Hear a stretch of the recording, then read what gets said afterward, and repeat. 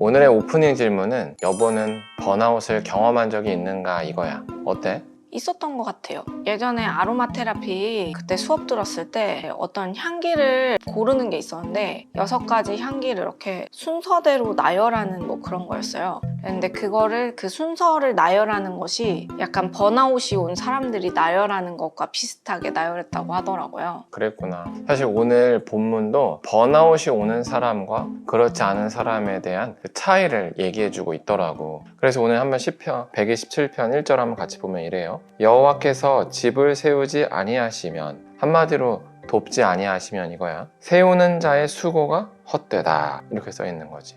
또 여호와께서 성을 지키지 아니하시면, 한마디로 여호와께서 돕지 아니하시면 파수꾼이 깨어 있어서 아무리 성을 지켜도 헛되다, 이거야. 1절이 결국 해주고 싶은 말은 우리가 무언가를 추구해서 아무리 노력하더라도 하나님께서 돕지 않으면 우리의 수고가 헛되다라고 말하는 거지. 그래서 2절에서 그것을 더 구체적으로 이야기를 해. 너희가 일찍 일어나고 늦게 누우며 수고의 떡을 먹음이 헛되도다. 일찍 일어나고 늦게 누운다. 이게 바로 어떤 목표를 위해서 열심히 달려가는 사람들의 모습인 거야. 그렇잖아. 아침에 일찍 일어나, 늦게 자. 그래서 뭔가 결과를 만들기 위해서 열심히 달려가. 근데 그 결과가 헛되대. 왜일까? 몰라요. 하나님께서 돕지 않기 때문에 그런 거야.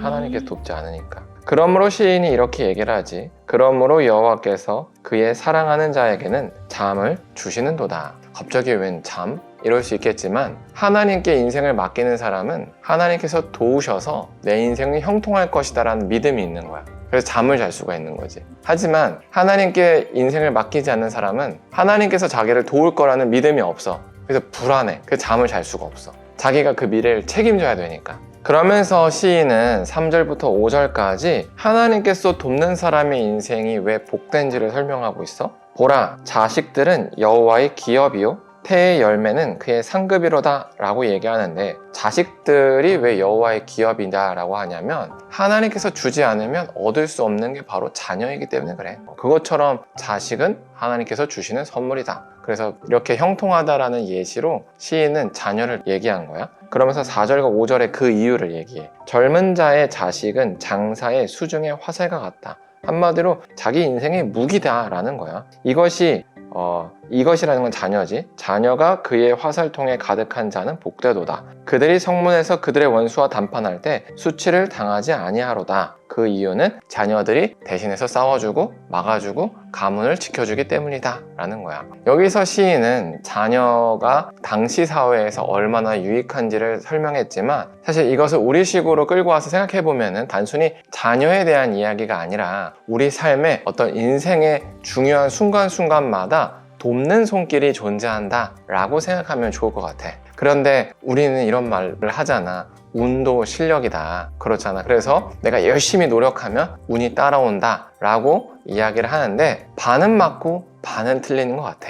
예수 그리스도를 믿어서 하나님을 따르는 사람들도 노력을 해야 해. 그래야 하나님이 그 사람을 쓰시거든. 그러나 반대로 노력을 했기 때문에 하나님이 나의 인생을 풀어주는 건 아니라는 거야. 그래서 우리는 어떻게 살아야 되는가? 바로 하나님께 인생을 맡기고, 그리고 내가 오늘 해야 될 최선의 노력을 다해야 한다라는 거지. 그래서 과거에 내가 한번 이렇게 말한 적이 있을 거야. 뭐냐면은 하나님 없는 것처럼 노력하고 노력 안 한 것처럼 하나님께 기도하고 맡겨라. 이 얘기 기억나지? 맞아요. 그게 바로 우리가 하나님과 어떤 식으로 밸런스를 가지고 살아야 되는지를 잘 얘기해 주는 게 아닌가라는 생각이 들어. 그리고 그렇게 살 때 바로 오늘 시편의 시인이 얘기한 것처럼 나의 인생을 하나님께서 도우실 것이라는 믿음이 있어서 평안하게 잠을 잘 수 있다, 안식을 누릴 수 있다라는 거야. 어떻게 생각해? 저는 좀 다른 것 같아요. 불안이 오면 잠자는 걸로 도피하죠. 여기서 잠은 실제로 잠을 얘기하는 게 아니라 평안하냐? 평안, 마음의 안식 이거지. 사람이 불안하면은 이제 긴장되어 있으니까 잠을 못 잔다라고 이렇게 한 거지만, 여보는 반대로 특이 케이스지. 그냥 쭉 자. 계속 자. 계속 자. 그렇지. 그렇게 해서 도망을 친 거지. 근데 그렇지. 누군가는 뭐 게임으로 도망친다거나 또는 누군가 유튜브로 도망친다거나 이렇게 도망치는 유형만 달라지지 내 마음의 긴장과 불안은 풀리지 않는다는 거는 똑같은 현상이라는 거야. 결국에는 우리가 도망치지 않고 건강하게 나의 안식을 누리기 위해서는 하나님께 맡겨야 된다라는 얘기를 하는 거지. 어떻게 생각해? 처음에는 잘 안 되다가 시간이 점차 지나면서 점점 하나님께 조금씩 맡겨가는 것 같아요. 맞아. 그래서 우리가 앞서 내가 처음에 얘기했던 질문처럼 번아웃이 왜 오는가라고 했을 때는 어쩌면 우리가 하나님 안에 있다고 하지만 내 마음 한 구석에는 그래도 나만의 목표를 정해놓고 그 목표를 위해서 끊임없이 달리기 때문에 번아웃이 오는 게 아닌가라는 생각이 들어. 왜냐하면은 우리가 하나님께 맡긴다라는 것은 오늘 할 수 있는 걸음만큼 가면 목표를 못 이뤄도 내 최선이야, 어쩔 수 없지 라고 마음을 먹는 게 사실 맡기는 사람의 모습이거든. 그런데 아니야, 이건 내 최선이 아니야, 어떻게 해서 해내야 돼 하고 막 가. 그러면 지치지. 왜냐면 매일매일 어떻게 사람이 최선을 쏟아낼 수가 있겠어. 그렇게 좀 달리면 지친단 말이야. 그러다 보니까 번아웃이 오는 게 아닌가라는 생각이 들고, 또 예수님께서 그래서 우리에게 이런 말을 한 거지. 수고하고 무거운 짐진 자들아 다 내게 오라, 내가 너를 쉬게 하리라. 이 말은 어쩌면 오늘 시편을 통해서 하나님께서 우리에게 주시는 그 메시지를 예수님의 입을 통해서 우리에게 준 게 아닌가라는 생각이 드는 거야. 당시 사람들도 율법이라는 틀 안에서 내가 거룩해지기 위해서 끊임없이 달려왔던 거야. 그러니까 지친 거지. 그래서 예수님께서 이렇게 얘기하는 거야. 내가 이룰 거야. 내가 이뤘어. 그러니까 너희 힘으로 너희 인생 살려고 하지 말고 나에게 맡겨. 그러면 너희는 이미 하나님 안에서 의로운 사람이고 영생을 얻을 수 있단다 라고 얘기하는 거지.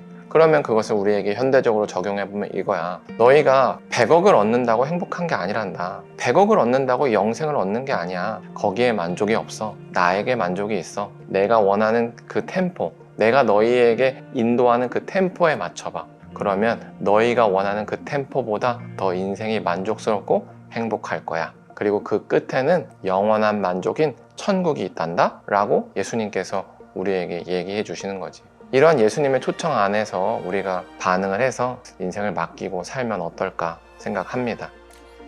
그래요. 오늘은 여기까지 하고요. 우리 기도로 마칠게요. 사랑의 하나님, 우리가 시편 127편을 통해서 하나님 안에서 우리가 인생을 어떻게 살아야 하는지를 나눴습니다. 우리가 가진 목표를 이루기 위해서 욕심대로 뛰면은 곧 우리의 체력이 방전되어서 번아웃이 온다고 고백합니다. 그러나 하나님, 예수님께서 우리에게 요청하신 것처럼 하나님께 모든 짐을 맡기고 하나님께서 인도하시는 속도에 맞춰서 가면 우리의 기대보다 더 만족스럽고 더 행복하다고 고백합니다. 그리고 그런 인생 끝에 영원한 만족인 천국이 우리에게 있음을 고백하오니 이제 우리가 오늘 하루를 하나님께 맡기고 하나님께서 주시는 그 걸음대로 나아갈 수 있게 하여 주시옵소서. 예수님의 이름으로 기도합니다. 아멘. 아멘.